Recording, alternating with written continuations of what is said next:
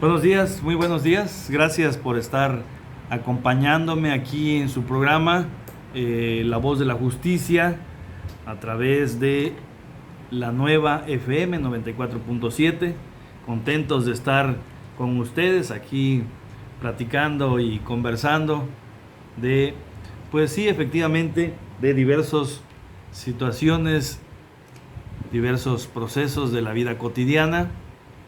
El día de hoy tenemos un programa que retomamos lo que yo inicio a este su programa La Voz de la Justicia, y es de que vamos a estar platicando acerca de aspectos de índole jurídico, los derechos, cuáles son los derechos que tenemos nosotros como víctimas.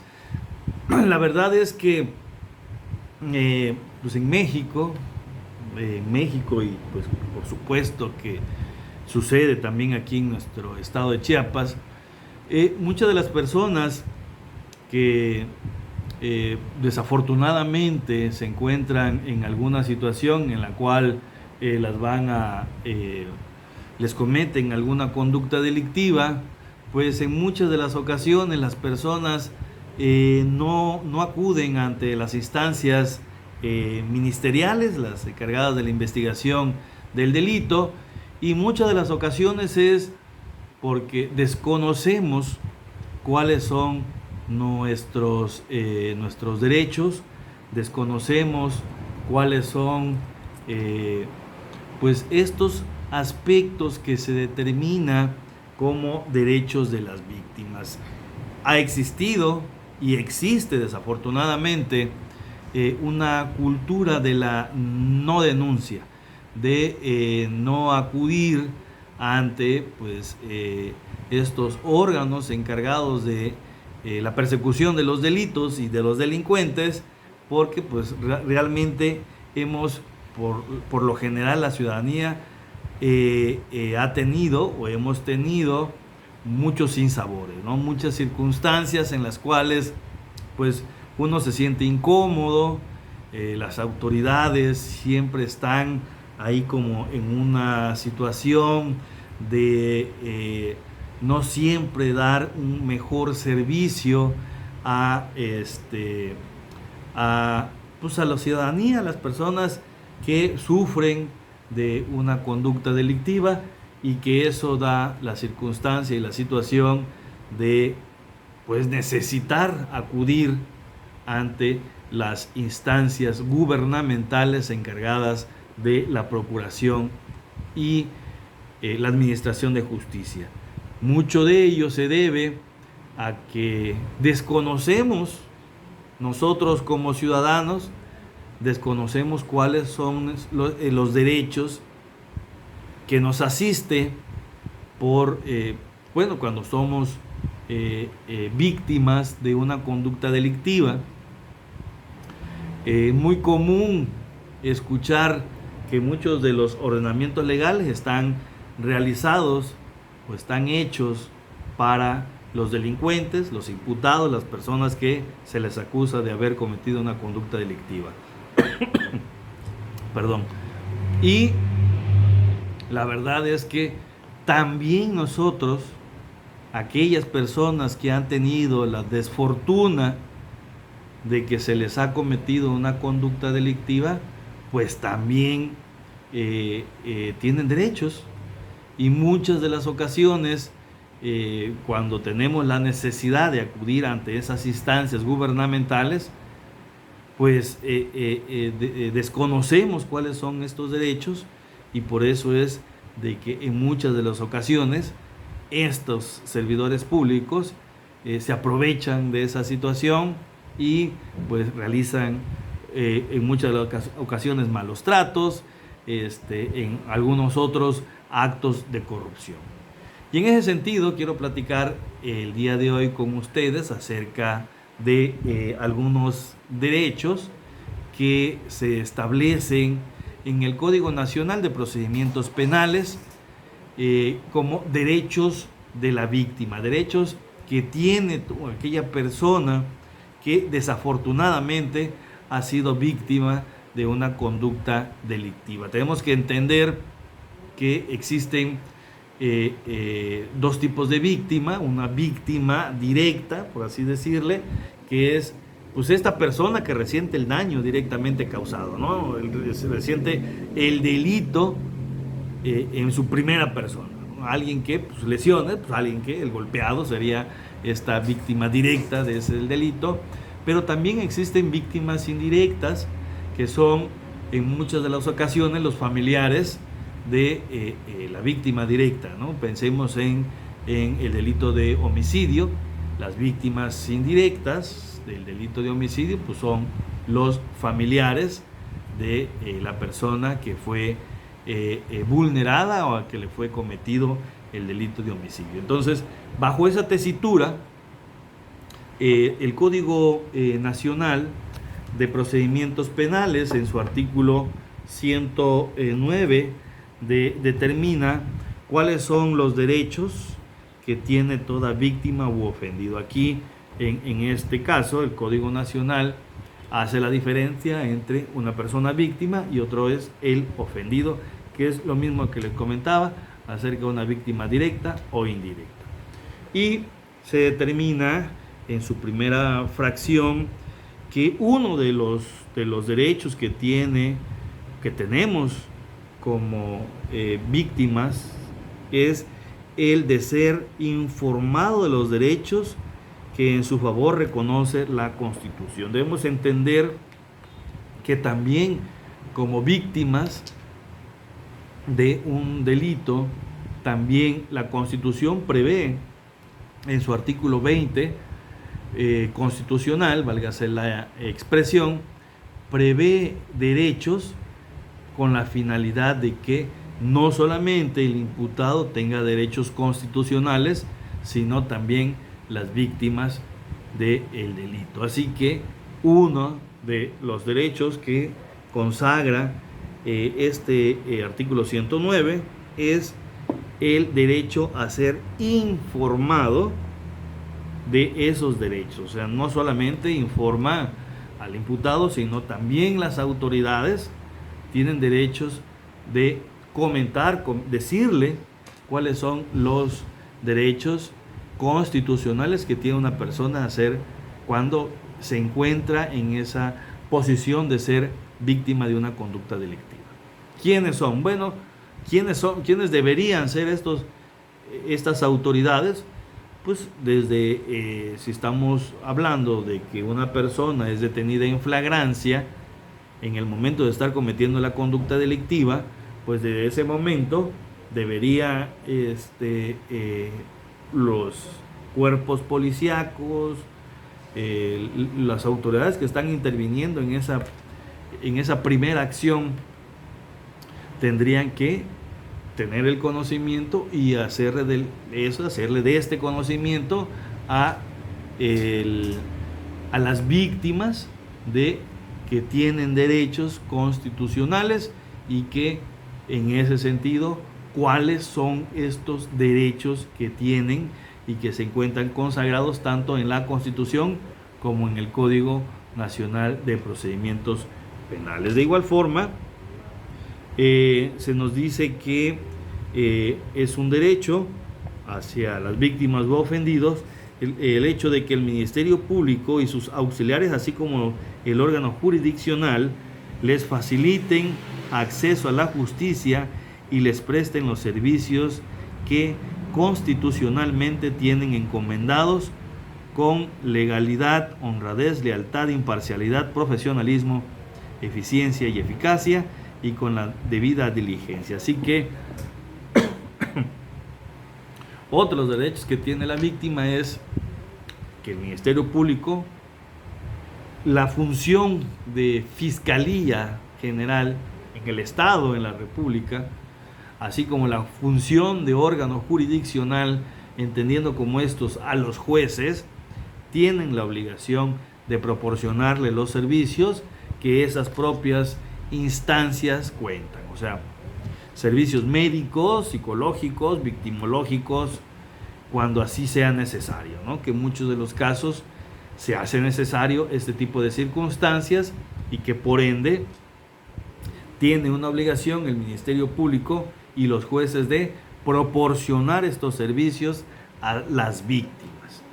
En las instancias de fiscalías y las instancias de órganos jurisdiccionales, de jueces, tienen bajo sus funciones peritos, especialistas, y en ese sentido se les puede proporcionar servicios a las víctimas con la finalidad de que se protejan sus derechos y también con la finalidad de la investigación que va a desarrollar el Ministerio Público.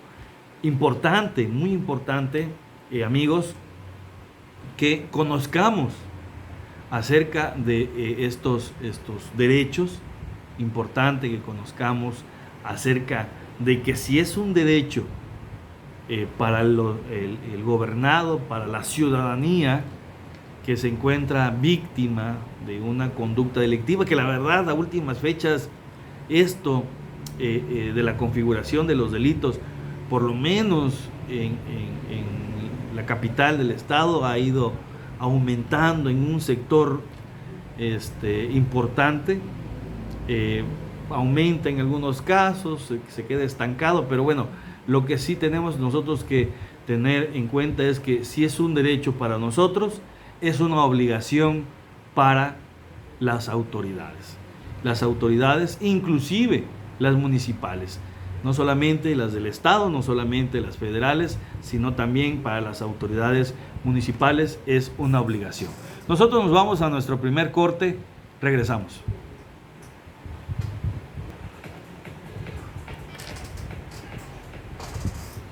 Estamos de regreso aquí en su programa La Voz de la Justicia. Los saluda con mucho gusto su amigo Iván Robles, aquí a través de la nueva FM 94.7.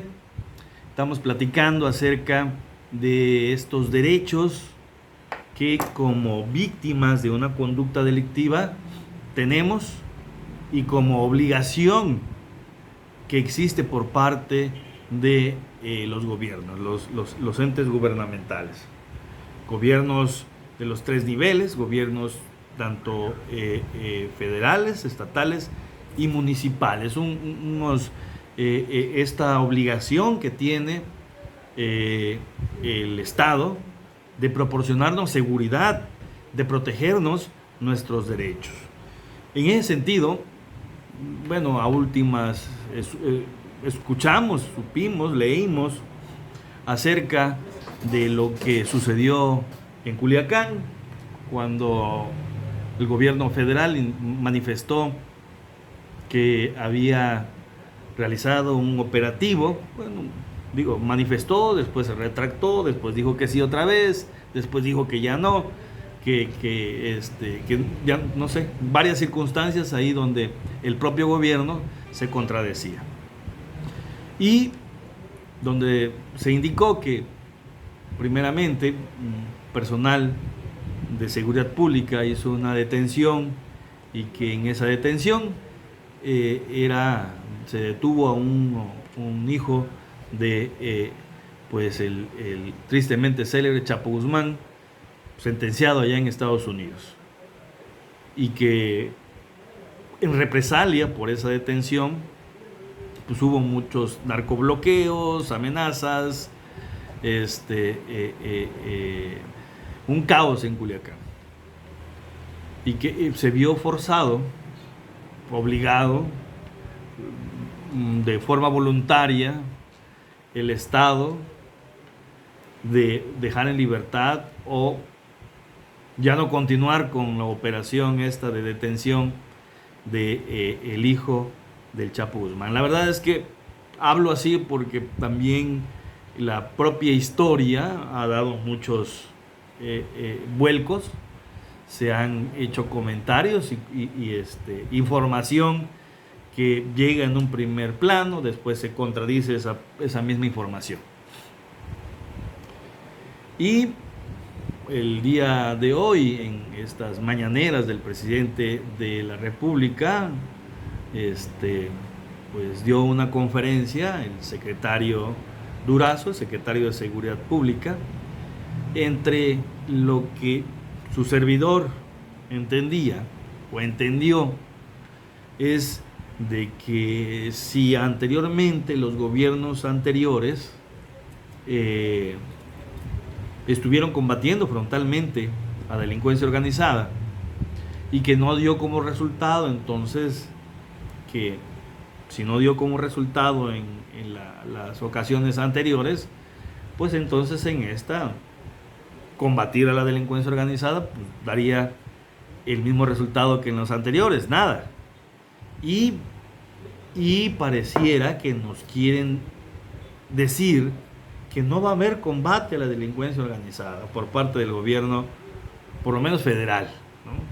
Y yo considero que si es federal, pues también será la misma postura de los gobiernos estatales y los municipales. La verdad es que eso que se está indicando o que parece que quiere decir, bueno, porque no fue la comunicación así como yo se las estoy comentando, pero eso estaría vulnerando un derecho humano a la seguridad y a los derechos que como víctimas tienen o tenemos nosotros como ciudadanos mexicanos. Digo, ¿qué pasa si miembros del crimen organizado secuestran a una persona, roban, asaltan, matan, violan? ¿Qué va a suceder? ¿El Estado no los va a combatir? El Estado, con la finalidad de que, lo que ellos indican, que pues antes no dio resultado el combate frontal a la delincuencia y ahorita tampoco, y eso significaría que si me robaron no van a investigar, porque pues, ¿para qué investigan? O si investigaran, ¿cuál sería la finalidad? Si no pretenderían detenerlos, habría una pretensión, una intención de detener a esas personas, o si lo que nos están diciendo es que como no dio resultados en las ocasiones anteriores, en estas ya ni van a investigar y por ende se va a dejar pasar estos actos delictivos. La verdad es que vulnera derechos humanos, ¿no? Vulnera los derechos del gobernado, ¿no? El gobierno vulnera derechos del gobernado en el sentido de que pues ya no teníamos seguridad. Si me robaron, ya no tendría yo posibilidad alguna para recuperar el valor de lo que me robaron. O si secuestraron, o violaron, o mataron a un familiar, ya el Estado no estaría dispuesto a investigar o detener. Porque ellos hablan de delincuencia organizada. O sea, sí van a detener a otros que no forman parte de la delincuencia organizada, pero pues a estos que básicamente su forma de vida es cometer delitos, a ellos no. Según entiendo que eso es lo que nos intenta decir el Estado, o por lo menos fue lo que yo entendí, que la verdad es bastante, muy preocupante una información de esa naturaleza, ¿no? Creo yo que el mensaje que está dando el gobierno es un mensaje, no es el más adecuado, no es el más apropiado, es muy preocupante para el gobernado, para nosotros, si tuviéramos la desfortuna que se nos cometiera un delito por algún miembro o miembros del crimen organizado. O sea, a lo mejor si fuera alguna persona que no fuera del crimen organizado, pues entonces ahí sí las autoridades investigarían, ¿no? Bastante preocupante esto que parece que es la intención del gobierno federal, la intención de la autoridad de seguridad pública, que de seguridad ya no habría nada, no así un bosquejo muy efímero, ¿no? Algo no tan tangible, por así decirle, porque pues sería seguridad para unos casos, ¿no? Para otros no. Si es inseguridad que proviene del crimen organizado, aquí no hacemos nada, entiendo. quiero entender que eso es lo que nos está diciendo el gobierno, pero si es inseguridad que proviene de algo que no es el crimen organizado, aquí sí, ¿no? Entonces, digo, no, digo, en primer lugar no me gusta la idea, en lo particular. Y en segundo, sí creo que es un mal mensaje hacia la ciudadanía y un mal mensaje a la sociedad y a los propios grupos delincuenciales. Bueno, a lo mejor para ellos es un buen mensaje, ¿no? Pero bueno, seguimos platicando acerca de otros, de los derechos que tenemos, que es como víctimas tenemos el derecho de contar con información sobre los derechos que en su beneficio existan, ¿no? En nuestro beneficio como víctimas, como ser atendidos por personal del mismo sexo. Esto cuando principalmente se da cuando una víctima es una dama, es una señorita, una mujer. Cuando es víctima de una conducta delictiva, pues existe el derecho de que esta persona víctima, que tiene esta característica de género, que es una dama, pueda solicitar que las intervenciones de las autoridades que se les vaya a proporcionar sea por personal de su mismo sexo. Es decir, como ser atendidos por personal del mismo sexo de la víctima, cuando así lo requieran, y recibir desde la comisión del delito atención médica, psicológica, de urgencias, así como asistencia jurídica a través de un asesor jurídico. Uno de los cambios que se ha dado con esta reforma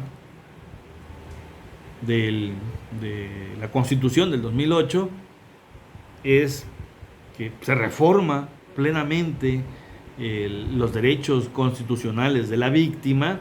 Antes solamente eran constitucionales los del imputado. Perdón, ahora también los de la víctima. Y una de las circunstancias que se prevén es la existencia de que la víctima tenga también un abogado, que este abogado se le reconoce con el nombre de asesor jurídico. Y no solamente que tener un abogado, sino que tener un abogado que no tenga un costo para la víctima, un asesor jurídico que el propio Estado tiene que proporcionar de forma gratuita, que estén en igualdad de circunstancias entre la víctima y también el imputado. El imputado, esta persona que se le está acusando de haber cometido una conducta delictiva, que se encuentren en las mismas condiciones en cuanto a sus derechos. Si el imputado tiene derecho a tener un abogado, un defensor de oficio, un defensor social, un defensor gratuito que va a proporcionar el Estado, que también la víctima tenga de mismo derecho, un derecho a que una persona, un abogado, un asesor jurídico que tenga que ser gratuito, que sea gratuito, proporcionado por el Estado, con la finalidad de que tengan los mismos derechos. Esto es uno de los grandes avances que ha dado esta reforma, una reforma constitucional que realmente no cuaja todavía, no ha empezado a poner bases. Ha habido desde el 2008 al, ¿qué serán? 2016, 17, muchos avances, pero que como que en el 18 a la fecha se ha estancado la reforma del derecho penal. Y este estancamiento considero que se da por la circunstancia de que aún queda mucho por hacer. Jueces, fiscales, ministerios públicos, que aunque ya conocen, a lo mejor no como unos grandes expertos, pero conocen la existencia de este nuevo sistema, no quieren avanzar, no quieren que se aplique el derecho como se determina en el Código Nacional. Nosotros nos vamos a nuestro segundo corte, regresamos.